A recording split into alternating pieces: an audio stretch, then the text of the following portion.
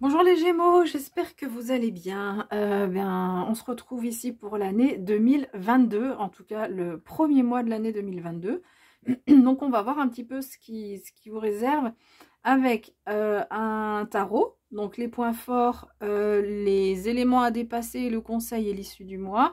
Et puis on complétera la vie sentimentale et pro avec le Béline. Et puis à la fin, on demandera un message. Alors c'est plutôt un conseil en fait, cette carte, elle donne plutôt, enfin cet oracle va plutôt nous donner des conseils, vous donner des conseils pour ce mois de janvier. Alors, deux arcanes majeures sur ce mois de janvier, donc un mois peut-être qui sera assez important dans votre vie, voilà, sur l'année. Et donc ce qu'on vous dit, c'est que vous avez en point d'appui ce magnifique magicien. C'est aussi le battleur. Donc, le battleur, il va nous dire deux choses. Il va nous dire qu'il a des compétences, il est prêt, il a tout en main. Donc, c'est les éléments positifs, c'est votre état d'esprit, c'est sur ce sur quoi vous pouvez vous appuyer, hein, cette carte. Donc, il a toutes les compétences. Hein, il a les épées, les bâtons, les deniers, les coupes. Il a tout en main et il a cette énergie quand même d'être prêt à débuter quelque chose. Donc ça, c'est important, c'est vraiment un point d'appui. Là, dans les éléments à dépasser, c'est le valet de bâton. Et on nous dit quand même que vous êtes prêt, dans votre tête, vous êtes prêt, mais vous manquez un petit peu d'énergie pour passer à l'action. Je vais y arriver, j'ai tout mélangé les trois mots. Bref, pour passer à l'action. Voilà, c'est... Dans votre tête, vous sentez que vous êtes prêt ou prête. Vous sentez que, oui, vous pouvez vous appuyer sur un certain nombre de compétences. Donc, ça, c'est dans la vie générale ou peut-être un domaine plus particulièrement. Vous voyez comme ça résonne. Mais peut-être que ça va manquer un petit peu d'énergie pour passer à l'action. Ce valet de bâton, c'est l'énergie de l'adolescent. Et c'est ce qui vous manque là, un petit peu, hein, sur ce mois. C'est, voilà, on vous dit que ça manque un petit peu de peps pour débloquer quelque chose, enfin, il n'y a pas de blocage, mais pour aller de l'avant, pour concrétiser ce que vous avez envie, ce que vous avez en tête, là, le domaine, les choses sur lesquelles vous dites « je suis prêt » ou « prête ». Et du coup, le conseil, c'est ce 3 de bâton, le 3 de denier, pardon, qui vous dit qu'il est temps de concrétiser quelque chose, de passer à l'action, de révéler votre créativité. On voit ce personnage est en train de créer. Alors attention, ça ne veut pas dire qu'on ne vous demande pas de sculpter quelque chose ou de peindre un tableau. Hein. La créativité, c'est vraiment très très large. On imagine quelque chose, on crée quelque chose et notamment on concrétise. C'est surtout ça. Hein. On vous dit que là, il y a quelque chose à concrétiser. Vous êtes prêt, vous êtes prête, mais il manque un petit peu l'énergie. Et on vous dit oui, allez-y. Parce que c'est le moment de concrétiser les choses, on vous dit avec ce 3 de denier. Et puis alors en issue, on a ce diable qui est une arcane majeure. Alors elle n'est pas toujours facile cette carte. Bon, en général quand on dit diable, on n'a pas envie de la voir. Et pourtant il y a des côtés positifs. Alors, qu'est-ce qu'elle nous dit? Cette carte, elle nous dit que c'est un mois où on peut être plus sur le plaisir que sur la raison. Hein. Cette carte peut nous parler également de tentation. Donc, attention à la tentation. Et cette carte peut nous parler enfin aussi des liens qu'on aurait par rapport à une ou des personnes ou à une situation ou des objets. Voilà, des liens qui nous rendent dépendants en fait. Parce que ce diable, il nous parle aussi de dépendance dans le tarot. Donc, voilà, c'est un petit peu large comme interprétation. Donc, par rapport à ce qu'on a dit précédemment. Alors, je prends 2 minutes pour refaire le point.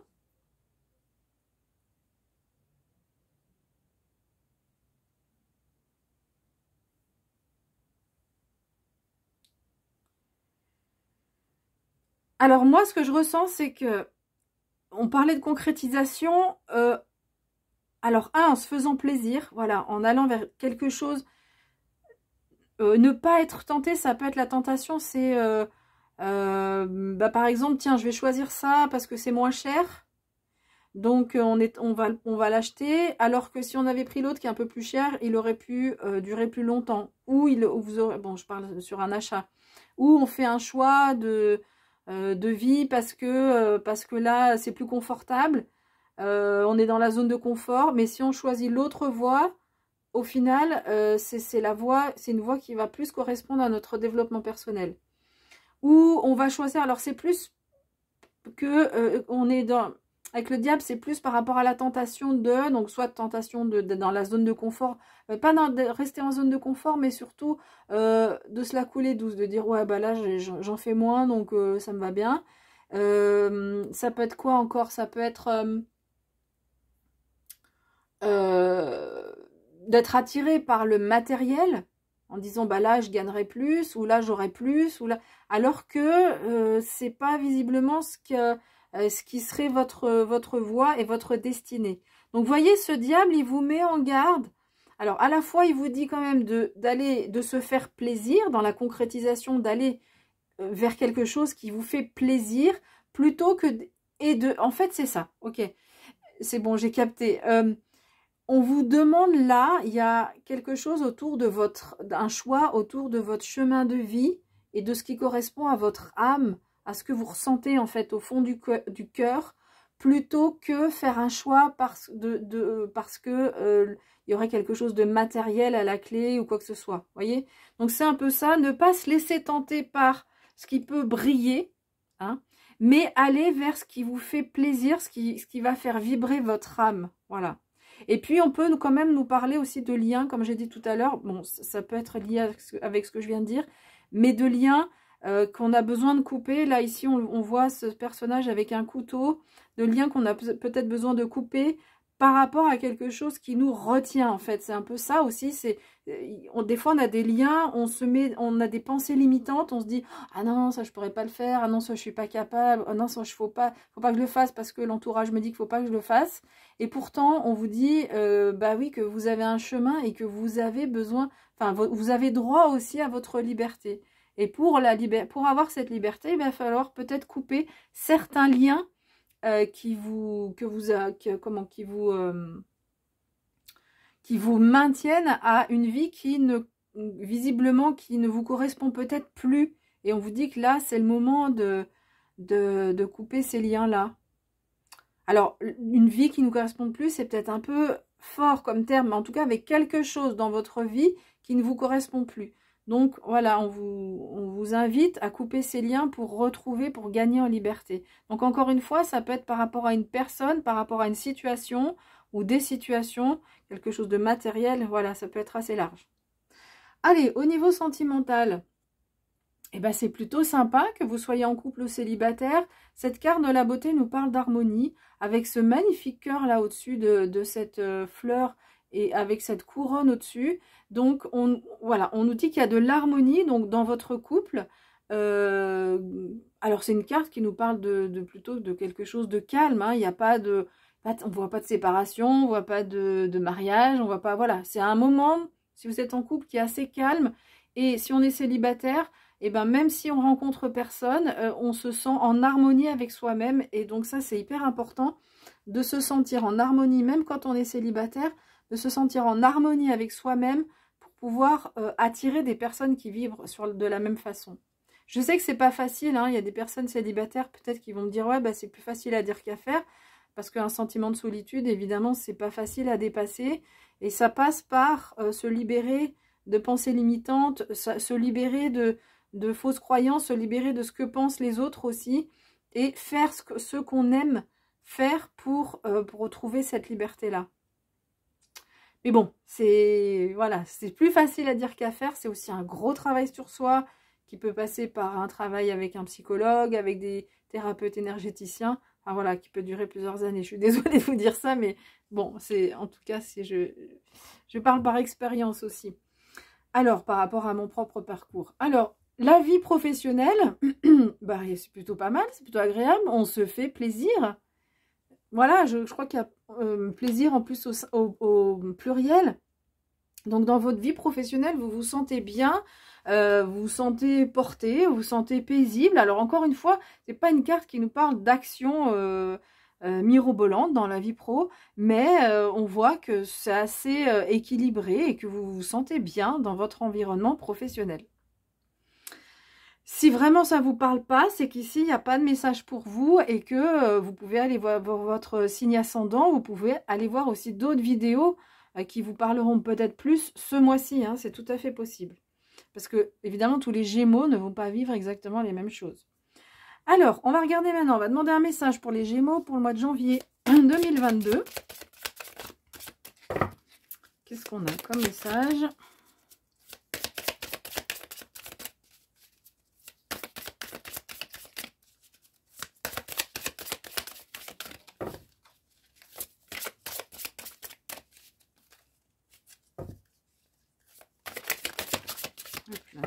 Alors, bon, vous avez deux cartes qui sont tombées en même temps. Allez, on va regarder les deux. Alors,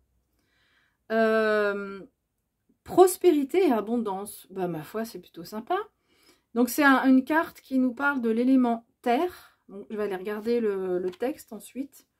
Et ensuite, on a cette carte de l'élément eau qui nous parle des eaux salvatrices. Avec ce joli renard qui vient boire à vos côtés. Allez, on va regarder les messages de ces deux cartes. On va regarder déjà prospérité et abondance. Alors, en mettant en pause, je suis désolée, je vois que la vidéo s'est tournée. Je sais, régulièrement ça fait ça. De temps en temps, il y a une vidéo où, en fait, quand je filme la caméra, je ne sais pas ce qui se passe, donc elle sera un petit peu, cette vidéo, vous serez obligé de tourner la tête pour la regarder ou bloquer en fait l'écran. Quand vous regardez, vous bloquez l'écran de rotation automatique, ça vous permettra de la regarder à l'endroit. Encore désolé. Alors, prospérité et abondance, voilà le message. Cette carte t'invite à mesurer ta chance. L'univers t'annonce que tu disposes de tout ce dont tu as besoin et envie. Si tu t'interroges sur un projet ou sur un objectif particulier, la réponse est vraisemblablement oui, tu réussiras. Mais c'est surtout le symbole de tout ce que tu possèdes déjà, n'oublie pas de l'apprécier. Bon, voilà, je crois que le message est assez clair. Là, et tout à l'heure, enfin, quand il vous dit, le message vous dit, qui vous parle de tout ce dont vous disposez, c'est exactement le magicien. Le magicien, il vous dit, vous avez tout en main pour y arriver, pour réussir. Et c'est ce qu'on vient de nous dire là aussi. Alors, les eaux salvatrices. Dans l'élément eau.